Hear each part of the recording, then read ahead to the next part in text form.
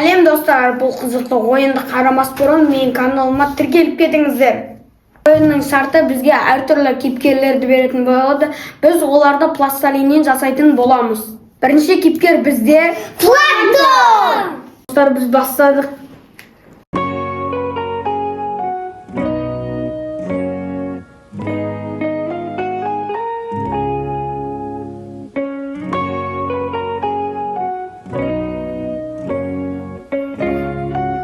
Біздің екінші кейіпкер Гусь. Гусь.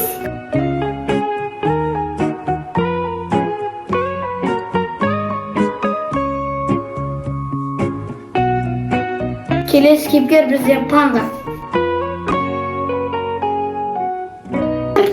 Панда, мен айтам. Панда бар, не жейтін білесіңдер ма? Бамбук жейді, джунглида тұрады. Джунглиран, тау, мау.